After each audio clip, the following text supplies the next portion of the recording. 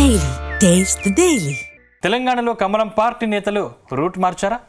ఇన్నాళ్ళు ప్రతిపక్ష బీఆర్ఎస్ పార్టీని టార్గెట్ చేసిన నేతలు ఇప్పుడు అధికార పార్టీని ఇరకాటంలోకి నెట్టేందుకు రెడీ అయ్యారా?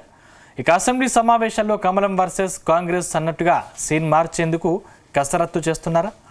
ముఖ్యంగా పాలమూరు రంగారెడ్డి గోదావరి జలాల విషయంలో అధికార పార్టీకి చుక్కలు చూపేందుకు రంగం సిద్ధం చేసుకుంటున్నారా? తెలంగాణలో కమలం పార్టీ రూటు మార్చినట్టు తెలుస్తోంది. వచ్చే ఎన్నికల్లో అధికారమే టార్గెట్గా నేతలు పావులు కదుపుతున్నట్టు తెలుస్తోంది. ఇటీవల సర్పంచ్ ఎన్నికల్లో కాషాయ పార్టీకి ఊహించని రీతిలో మద్దతు దొరికింది.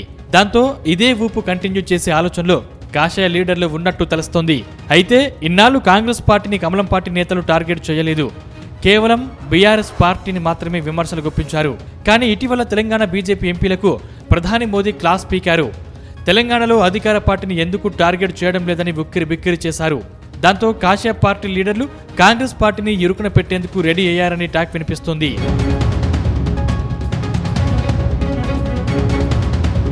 ఇటీవల తెలంగాణ బీజేపీ ఎంపీలపై ప్రధాని మోదీ సీరియస్ అయ్యారని తెలుస్తోంది. రాష్ట్రంలో 8 మంది ఎంపీల పనితీరుపై ప్రధాని మోదీ తీవ్ర అసంతృప్తి వ్యక్తం చేసినట్టు సమాచారం. ఢిల్లీలో తెలుగు రాష్ట్రాల ఎంపీలతో బ్రేక్ఫాస్ట్ మీటింగ్ నిర్వహించిన ప్రధాని మోదీ మొత్తం 8 మంది ఎంపీలున్నా ప్రధాన ప్రతిపక్షంగా పార్టీ ఎందుకు బలోపేతం కావడం లేదని ప్రశ్నించారట. ప్రజల్లో మంచి ఆదరణ ఉన్నప్పటికీ వెనుకబడటంపై తీవ్ర అసంతృప్తి వ్యక్తం చేశారట. అంతేకాకుండా సోషల్ మీడియా నిర్వహణలోనూ ఎంపీలకు ప్రధాని చురకలు అంటించారట. ముఖ్యంగా బీజేపీ ప్రధాన ప్రత్యర్థి ఎంఐఎం అధినేత అసదుద్దీన్ ఓవైసీ సోషల్ మీడియా కంటే బీజేపీ తెలంగాణ సోషల్ మీడియా వెనుకబడి ఉందని మండిపడ్డారట. అయితే ప్రధాని పక్కా ఆధారాలతో ఎంపీలకు క్లాస్ తీసుకోవడంతో నేతలంతా షాక్ అయ్యారని తెలుస్తోంది. అయితే అధికార పార్టీని టార్గెట్ చేయాల్సిన నేతలు ప్రతిపక్ష పార్టీని తిట్టడంలో ప్రయోజనం లేదని ముఖం మీద తెగేసి చెప్పడంలో నేతలు రూటు మార్చినట్టు తెలుస్తోంది.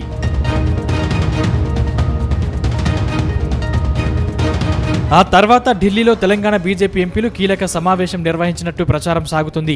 ఈ సమావేశంలో 2 కేంద్ర మంత్రులతో పాటు మిగతా ఎంపీలు, రాజ్యసభ సభ్యులు పాల్గొన్నట్టు సమాచారం.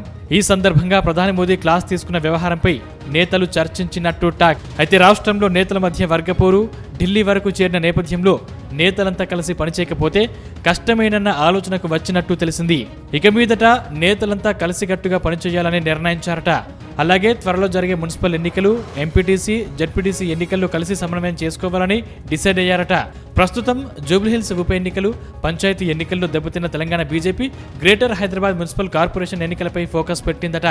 గత ఎన్నికల్లో బీఆర్ఎస్తో సమానంగా అత్యధిక స్థానాలను కైవసం చేసుకున్న బీజేపీ ఈసారి హైదరాబాద్ మేయర్ పీఠాన్ని చేపట్టాలని కసితో ఎన్నికల బరిలోకి దిగాలని యోచిస్తోందట. ఇందుకోసం తెలంగాణలో బీజేపీకి ప్రత్యేక వ్యూహం అమలు చేయాలని నిర్ణయించినట్టు తెలుస్తోంది. అంతేకాకుండా ఈసారి అధికార పార్టీని గట్టిగా టార్గెట్ చేయాలని కమలం పార్టీ నేతలు ఓ అంచనాకు వచ్చారని తెలిసింది.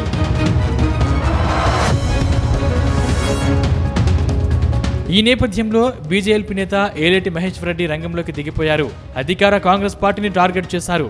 తెలంగాణ సాగునీటి ప్రాజెక్టుల విషయంలో కాంగ్రెస్, బీఆర్ఎస్ పార్టీలు ములాఖాత్ అయ్యాయని విమర్శలు గుప్పించారు. సీఎం రేవంత్ రెడ్డి కుర్చీ పరిరక్షణ కోసమే పనిచేస్తున్నారని మండిపడ్డారు. అసలు కృష్ణా జలాల్లో చేసిన తప్పులను డైవర్ట్ చేసేందుకే హరీష్ రావు బనకచర్ల అంశం తెరపైకి తీసుకొచ్చారన్నారు. అసలు బనకచర్లకు ఎలాంటి అనుమతులు రాలేదని స్పష్టం చేశారు. కాగా హరీష్ రావు మాత్రం ఏపీ ప్రభుత్వం బనకచర్ల ప్రాజెక్టు ఆపలేదని, నల్లమల సాగర్ పేరుతో చేపడుతోందని ఆరోపించారు. నల్లమల సాగర్కు సిడబ్ల్యూసీ అనుమతులు కూడా ఇచ్చిందని, బనకచర్ల కంటే నల్లమల సాగర్ డబుల్ డేంజర్ అని, ఇంత జరుగుతున్నా తెలంగాణ ప్రభుత్వం మేల్కోవడం లేదని ఆరోపించారు.